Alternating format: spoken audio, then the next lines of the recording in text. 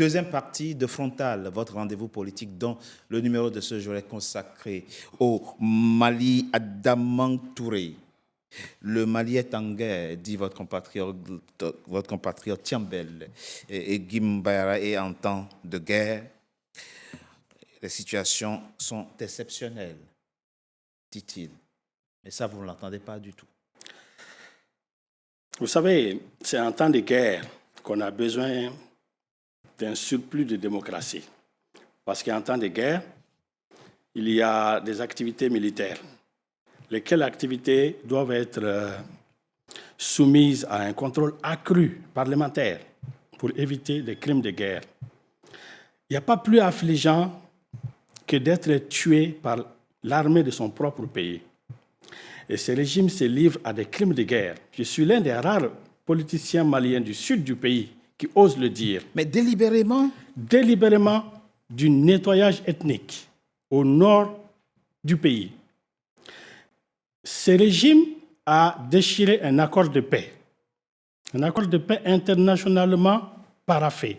Celui de 2015? Celui de 2015 pour procéder à un règlement génocidaire de ces conflits avec les minorités ethniques du pays, qui sont les Touaregs notamment. Vous pensez que délibérément, le pouvoir malien aujourd'hui veut décimer les Touaregs? J'arrive. Monsieur, oui. Vous voyez aujourd'hui, s'il vous plaît, les attaques, les bombardements récurrents des drones sur les populations Touaregs, oui, déshéritées du nord et de l'extrême nord du pays, aux abords de Tinzawaten notamment, où les Kidalois ont trouvé refuge. Dans leur dernier retranchement, on les bombarde à mort, et au détriment d'un accord de paix. Et au prétexte que ces groupes signataires seraient devenus des terroristes. À l'inverse, aujourd'hui, les vrais terroristes terrorisent l'entier du pays, assurent un blocus sur la capitale. Oui. Est-ce que vous avez entendu une seule attaque des drones sur ces terroristes-là? Non. Pourquoi? Parce que c'est proprement raciste, c'est proprement génocidaire.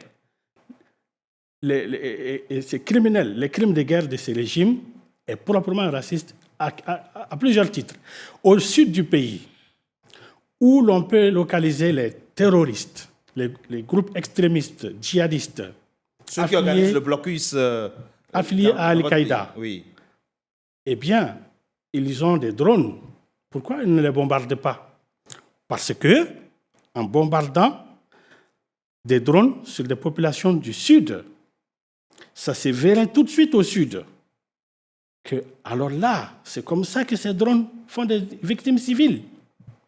Mais tous les jours, ces drones sont lâchés sur des bergers, sur des paysans, sur des nomades, sans aucune retenue. Sans aucun retenu. Aujourd'hui, le pays est bloqué par des groupes extrémistes. Justement, et on n'arrive pas. Justement, M. Touré, on n'arrive pas à desserrer le taux on est dans par ce des contexte, drones. On est dans ce contexte-là où, au moment où d'ailleurs nous faisons cette émission, les écoles sont fermées. Absolument. Au Mali. Absolument. Les universités sont. Il y a même des régions où même les centres de santé sont fermés. Absolument. Mais dans ce contexte, vous comprenez que la lutte est difficile. Quand on n'identifie pas l'ennemi, le combat est tellement compliqué, c'est tellement asymétrique que quand on n'identifie pas l'ennemi, c'est difficile. Mais là, vous pensez que les ripostes du pouvoir malien sont plutôt dirigées vers les populations touareg. C'est leur obsession. Pourquoi? Parce que c'est triste à dire. Moi, je ne suis pas touareg. Hein. Mais oui, bien sûr. Je suis des Bougouni, du sud du pays, de l'extrême sud même du pays. Mais je ne tolère pas qu'un seul Malien soit tué par sa propre armée, sous le leadership criminel de cette gente-là. Je termine sur un point, parce que je pense que la deuxième partie du débat, et justement, on évoque les questions militaires, les questions économiques notamment. Oui. On a parlé des crimes de guerre, donc il y a les crimes politiques, de ces régimes, les persécutions politiques, les arrestations arbitraires, les enlèvements quotidiens. Pas plus tard que cette semaine, un certain Diallo a été enlevé parce que c'est une voix discordante contre le régime. Il a été arbitrairement enlevé. Des militaires sont arbitrairement enlevés, extrajudiciairement détenus. Ceux qui ont fomenté le coup d'État, c'est de ceux-là que vous voulez parler. Ils n'ont pas fomenté. Extrajudiciairement. Mais Ils n'ont pas fomenté le coup d'État. S'il vous plaît. je termine. Soyez bref. Je termine sur les crimes sociaux à l'égard des syndicats sudoyés, intimidés, des crimes économiques avec... On reviendra. Alors, c'est affreux ce que ces régimes affreux, font. Alors, je pense que... Non, mais c'est pas... Chacun a la liberté et le droit de ses opinions, vous voyez. Oui, mais justement, on est dans un débat, on est ça peut dans vous un débat déplaire. contradictoire. Mais ça peut vous déplaire. Mais je pense qu'il faut distinguer ce qui relève du débat public et ce qui relève de l'affabulation. Et ce que j'entends ici, c'est totalement de l'affabulation. Je vais vous dire pourquoi. Chambel l'a dit, nous sommes en guerre. Et je vois que... Vous êtes en guerre contre les populations. Contre le terrorisme. Contre le terrorisme. Et qu'il ne condamne d'ailleurs pas. Ce qui est assez dommage dans ces contextes. Les terroristes, vous ne les avez pas condamnés, ça veut dire que vous êtes en acquaintance avec Ça, c'est votre affirmation. Vous êtes très affirmatif là-dessus. Monsieur, suivez nos communiqués au lieu de nous diffamer. Et on va laisser M. Sidibé. Ce qui est assez dommage dans ces contextes, j'ai l'impression qu'il y a un certain nombre d'acteurs politiques qui essaient de surfer sur ces questions ethniques pour diviser davantage. Parce que, monsieur, il a rappelé en face, il n'y a pas eu, depuis l'indépendance du Mali jusqu'à nos jours, il n'y a pas eu un seul gouvernement où il n'y a pas de Touaregs dans le gouvernement du Mali. À l'heure où nous parlons, nous avons de hauts cadres de Touaregs qui sont dans l'administration publique. Donc, je pense que cette idée, non, en fait, c'est vous, vous essayez de stigmatiser vous-même dans vos discours les Touaregs, alors que les Touaregs font partie... Parce que vous êtes les Mali. Les Touaregs font partie de la société malienne. Et les Touaregs, jamais une communauté ethnique, jamais une communauté... Jamais... S'il vous plaît, Monsieur, vous n'entendez pas du tout ce qu'ils disent? Non. Vous pensez vraiment qu'ils sont dans la fabulation? Ils sont peut-être dans l'exagération. Non, je ne crois pas une seule seconde. Comme Chambel l'a dit, nous sommes dans une guerre. Il peut y avoir des victimes collatérales, mais je ne crois pas une seule seconde que l'armée malienne va viser expressément. Il faut répondre. Expressément. Mais je suis en train de lui répondre. Il se trouve par hasard que les victimes collatérales ne sont qu'au Sud, au nord. Au nord. C'est ce qu'il dit. Par hasard. Nous ne sommes qu'au nord. Absolument. On a perdu combien de militaires dans cette guerre? Bien sûr. Combien d'hommes? Combien de drones utilisés pour desserrer l'auto sur Bamako? Combien de drones? Vous n'en avez plus de drones? S'il vous plaît, on laisse Sidibé finir. Je termine par là. Alors, à la question du drone, je pense qu'il faut avoir l'humilité que toi et moi, nous ne sommes pas des militaires, nous ne sommes pas le mieux à savoir quel type d'armement il faut utiliser dans quel contexte. Moi, j'ai l'humilité pour reconnaître que je ne pourrais pas dire pourquoi le drone est utilisé dans tel contexte, pas un autre. Si vous avez la prétention de connaître les armes plus que le militaire, alors je vous laisse la responsabilité. Il ne s'agit pas de Alors Ahmedou d'abord, puis je reviens à vous. D'abord, monsieur Sow, je viens à vous tout à l'heure. Ahmedou d'abord, puisque il est autour de cette table membre de la communauté qui se pose ici comme la communauté victime. Monsieur Sidibé vient de dire quelque chose de très important. Si vous allez me dire si c'est faux ou pas, et si ce que moi-même j'ajoute, c'est faux ou pas. Tout gouvernement a contenu des Touaregs. Il y a dans l'armée malienne des Touaregs. Absolument. Il y a dans l'administration... je n'ai pas fini. Dans l'administration malienne, il y a des Touaregs. Maintenant, quelle est la proportion du phénomène que vous décrivez? Si c'est vrai, pourquoi ces Touaregs qui sont aussi bien dans l'armée, au gouvernement comme dans l'administration ne sont pas solidaires alors de vos dénonciations? Il n'y a que deux ou trois Touaregs, ils sont comptables du bout des doigts, qui sont à Bamako et qui sont acquis à la cause de la junte. Contre leur propre communauté? Contre leur propre communauté. C'est que ils le savent bien. Aujourd'hui, j'ai en face de moi un analyste j'ai en face de moi un journaliste. Peu importe, on se connaît ou on ne se connaît pas. Bien sûr. Vous êtes malien. Nous sommes maliens, mais je reconnais que j'ai en face de moi des gens qui ne sont pas assez éliminés. Ils ne sont pas du tout assez éliminés. Alors donc, là, monsieur, donc voilà, s'il vous plaît. On ne peut pas laisser passer ça. Vous allez répondre. Parce qu'ils ont la facilité de se justifier à ne pas donner. Ce qui se passe au Mali, c'est très, très sérieux. Moi, je ne suis pas, ils ne sont pas plus maliens que moi. Moi, je suis petit-fils d'un membre fondateur du Mali, un officier de la gendarmerie. Et j'ai mon cousin qui a été tué à Tarkin en 2000. J'ai mon cousin qui a été tué par les JNIM à Tarkin dans la région de Gao en février 2020.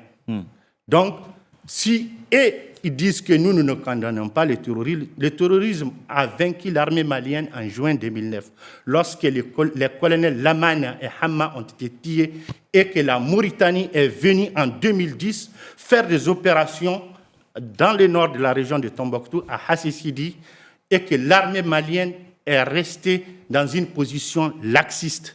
Et c'est de là que l'armée malienne a commencé à battre retraite et à s'affaiblir. Mais là, Assimi Goïta n'est pas responsable de ça. Aujourd'hui, tous les Maliens traînent comme eux, ils sont là, parce que moi, je porte le turban, on fait le prisme sécuritaire sur le Touareg. Donc, personne ne vous a dit ça. C'est ce que vous dites. Vous avez été très affirmatif en disant que nous n'avons pas condamné les terroristes. Ici, autour de ce plateau, est-ce que vous les condamnez? Bon. Je vous pose une question. Est-ce que la question nous a été posée? On est d'accord. Moi, vous avez posé la question. Pour moi, c'était tellement évident qu'on n'avait pas besoin. Nous reconnaissons le terrorisme sans que vous l'entendez de nous. Mais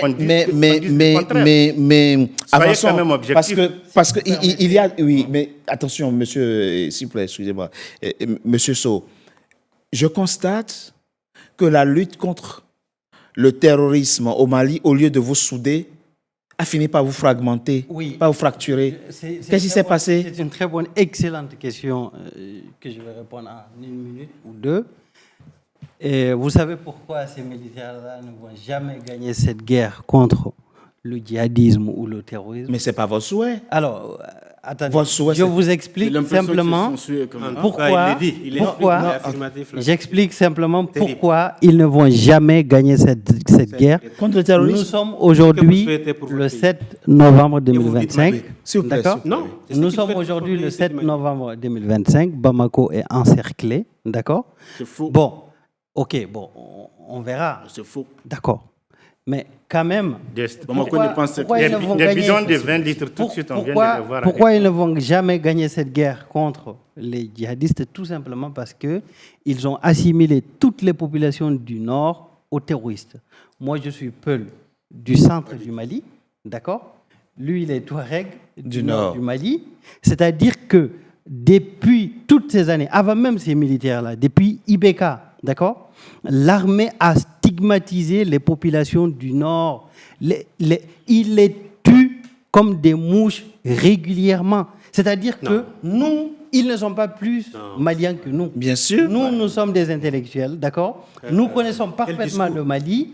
Quel discours? Écoutez, attendez. Nous sommes à Paris ici, on ne cherche pas des postes à Bamako. On vit très bien à Paris. Parce qu'à Paris, on est diplômé, on n'a aucun problème à Paris, donc on ne cherche pas des postes là-bas. Le problème avec ces militaires-là, c'est qu'ils ont assimilé nos populations. C'est pour ça que vous pensez qu'ils ne vont jamais gagner cette guerre? C'est la raison pour laquelle toutes les personnes, les hommes, je dis bien les hommes, Touareg, Peul, ils ont rejoint ces groupes armés-là. La France ne les a pas aidés, la communauté internationale a fui le pays, tout simplement à cause d'un décret d'un mec qui a fait un coup d'État. Ils lisent un décret à la télévision en disant la France doit quitter, la France quitte. Les Américains ont quitté le Niger. Donc, ils ont massacré des populations. Monsieur Sow, la raison vous dites des choses très graves quand même. J'ai dit que... Mais qui sont à votre avis, pourquoi l'armée française avait refusé que les militaires sudistes aillent à Kidal? C'est tout simplement pour pas qu'ils massacrent des populations civiles. Mais c'est connu. Ce racisme du Sud. Mais l'armée aujourd'hui à Kidal, est-ce que vous entendez parler de massacre quand même? Massaoulé, le général qui a à Gao, il a dit qu'il a aligné des 21 à 20 km de Kidal pour bombarder Kidal. Il a dit, le chroniqueur qui est sur le RTM. Nous qui avons la chance. S'il vous plaît, on va laisser monsieur. Le problème de l'armée, il massacre des populations civiles. Nous qui avons la chance d'être en Occident, ou bien aller sur des plateaux, on en parle. Monsieur Sow. Mais personne ne nous écoute. Vous croyez que ça nous fait plaisir les Touaregs qui sont dans l'armée, ils ont massacré un J'ai même vu des officiers Touaregs. Oui, mais dans toutes les guerres, il y a des collabos. D'accord, ils sont des collaborateurs. En 1945, il y avait... Ah, mais on est d'accord. Pourquoi, malgré tout ce qui se passe, pourquoi aucun Touareg n'ose critiquer ce qui se passe aujourd'hui? Mais c'est la question que je pose. Aujourd'hui, nous traversons la pire des situations. Ils ont besoin... Alors, Etienne Bellegui, vous êtes journaliste. Pour qu'il aille jusqu'à dire ces choses-là dans une émission, moi, je suis interloqué. Oui. Au point de souhaiter que le pouvoir ne gagne jamais cette guerre. Enfin, pas qu'il le souhaite, mais il fait une déduction. 90% des Maliens veulent que ces militaires tombent. C'est tout. Quelles sont vos sources? C'est tout. Mais il n'y a pas de statistiques. Y a-t-il tous les Maliens sont fatigués de ces militaires. Vous êtes journaliste. C'est tout. Vous êtes journaliste. Je l'ai dit, directeur de publication de La Voix du Mali. Y a-t-il un problème Touareg au Mali? Non, je crois qu'il faut être assez explicite sur cette question. Oui, je suis interloqué, subjugué et je suis plus qu'étonné d'entendre ces propos diffamatoires sur notre armée nationale, l'armée républicaine, l'armée du Mali, l'armée d'un peuple, d'un but, d'une foi. Le Mali vient de loin. Le Mali est une vieille nation avec des civilisations ancrées. Le Mali a connu des difficultés, des crises et a fait face à son destin. Ce n'est pas un mot, une rhétorique que je... La violence est condamnable à tout égard. Mais ces hommes et ces femmes ne doivent pas se rabaisser jusqu'à ce niveau, vouloir du mal pour son pays. Nous avons connu ces officiers qui sont aujourd'hui au pouvoir au Mali. C'est des officiers qui se sont battus. Qui se sont battus et qui ont été même faits prisonniers dans ce pays-là. Et qui sont revenus et qui veulent libérer ce pays. Nous avons une triptitude dans ce pays. La triptitude du Mali dit quoi? À chaque fois qu'il y a des coups d'État, c'est la souveraineté de ce pays-là. Il faut laisser au Mali le libre choix de ses partenaires. Il faut aussi prendre en compte le respect des Maliens. Et depuis, on a une montée en puissance de l'armée, la libération de Kidal. On a des actions de paix qui rassemblent le peuple malien. Nous sommes en difficulté et ce pays se bat. Il se battra. Il se battra et ce n'est pas par le fait de deux hommes qui ne sont pas d'accord, qui sont en majorité, qui sont en minorité, qui ne peuvent pas se réclamer de cette nation qui insulte, qui injurie son pays. Mais pourquoi dans ces cas, j'ai honte pour vous. J'ai honte pour vous. Je ne souhaite pas régime que vous souhaitez. Je ne souhaite pas que c'est pas le régime du Mali. Le Mali d'abord. Non, le Mali, ne sont pas les Mali. Dans notre hymne national, il est dit quelque part dans notre hymne national. Si l'ennemi découvre son front, au-dedans ou au-dehors, debout sur les remparts. L'hymne ne date pas de ce régime. L'hymne date de 60 ans.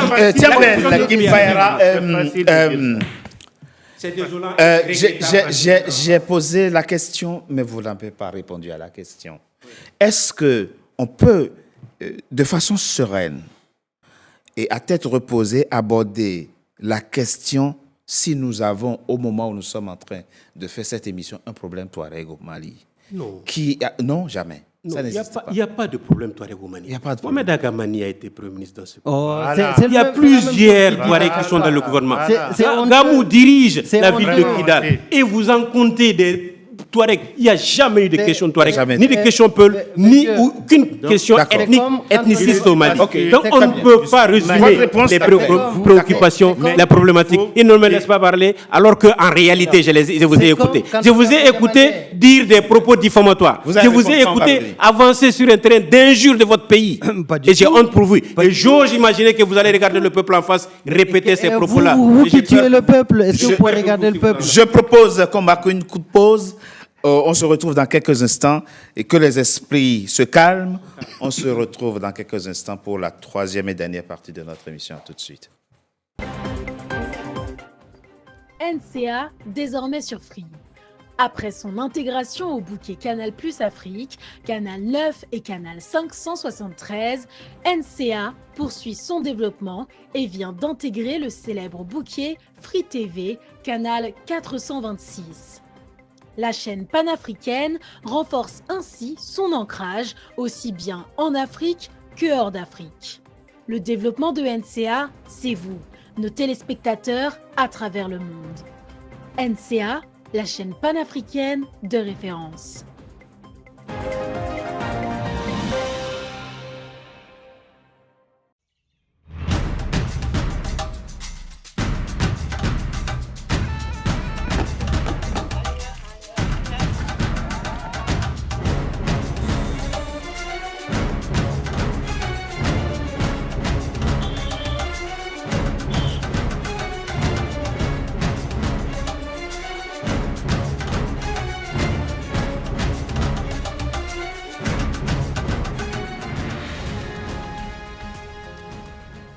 NCA, la nouvelle chaîne africaine.